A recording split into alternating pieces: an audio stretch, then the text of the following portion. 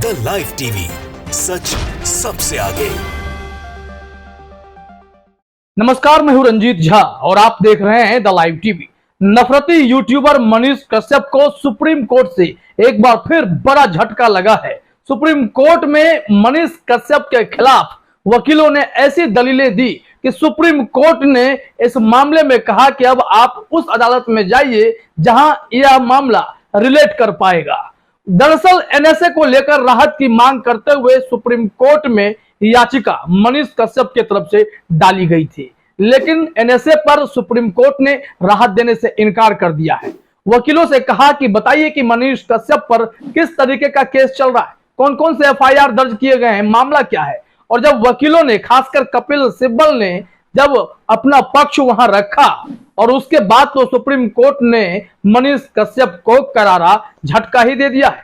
जरा अपने स्क्रीन पर आप देखिए, आज तक ने खबर दी है कि यूट्यूबर मनीष कश्यप को बिहार सरकार ने बताया आदतन अपराधी। एनएसए पर सुप्रीम कोर्ट से नहीं मिली कोई राहत, यानी सुप्रीम कोर्ट में बड़ी उम्मीद लेकर गए थे मनीष कश्यप।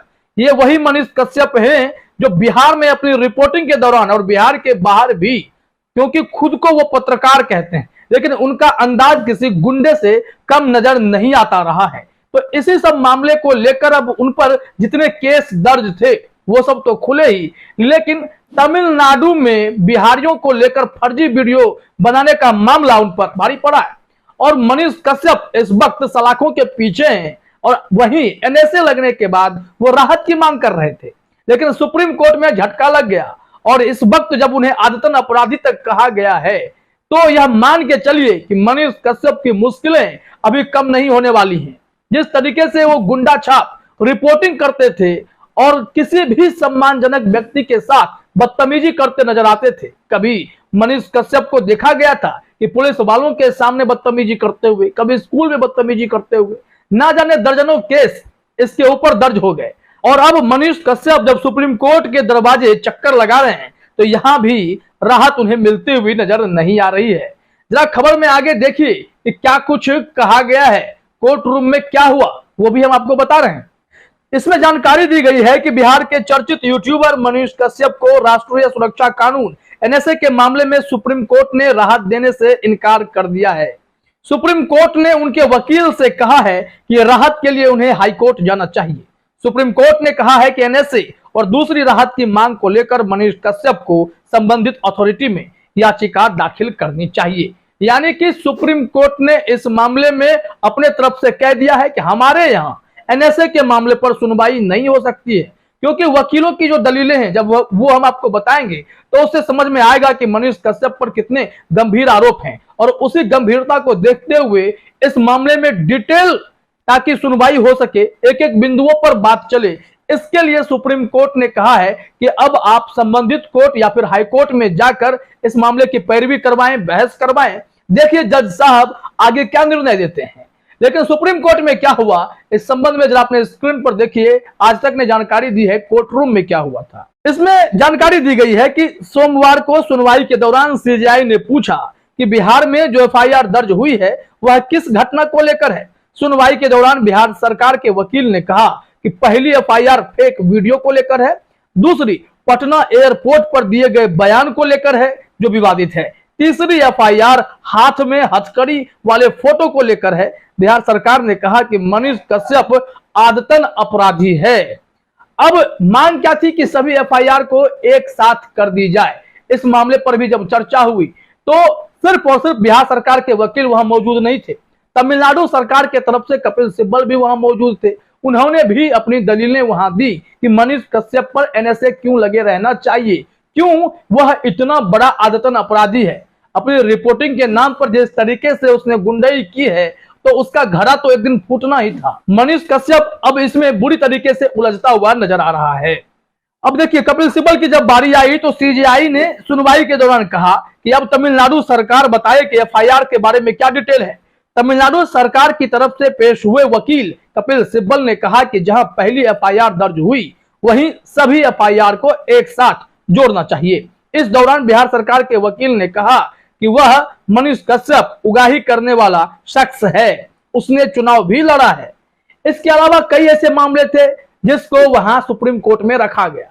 जैसे फेक वीडियो का मामला तो सबसे ऊपर था, क्योंकि इस बार एनएसए को लेकर चुनौती दी गई थी कि एनएसए लगाना गलत है, इसलिए सुप्रीम कोर्ट उन्हें राहत दे। लेकिन सुप्रीम कोर्ट ने मामले की गंभीरता को समझते हुए यह कहा कि आप उस अदालतों में जाइए जहां आपका मामला रिलेट करेगा और वहां पर सुनवाई आपकी होनी चाहिए, डिटेल सुनवाई होगी, ताकि इसमें कोई पक्ष अधूरा न रह जाए, सब कुछ क्लियर हो कि मनीष कश्यप पर जो भी आरोप लगे हैं वो कितने गंभीर हैं, क्या एनएसए हटने लायक है या एनएसए मनीष कश्यप पर लगे रहना चाहिए। तमाम ऐसे पहलुओं पर चर्चा अब संबंधित कोर्ट में होगी। सुप्रीम कोर्ट ने अपना दरवाजा उनके लिए बंद कर दिया है, अब आगे उन्हें जाना पड़ेगा। इस संबंध में देखिए आगे क्या जानकारी दी गई है कि बिहार सरकार के वकील ने कहा कि आरोपी ने पटना में फेक वीडियो शूट किया और उसे सर्कुलेट किया।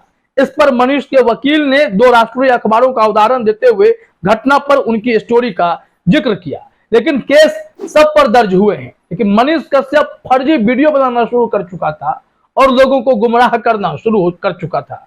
अगर तमिलनाडु में बिहारियों को लेकर इस तरीके से घटनाओं को लेकर वीडियो बनाए जाएंगे कि तमिलनाडु में अत्याचार हो रहा है, बिहारी भाग रहे हैं, उनकी हत्या हो रही है, ऐसी बातें, झूठे अफवाह फैलाए जाएंगे, तो इस मामले में कार्रवाई तो होगी।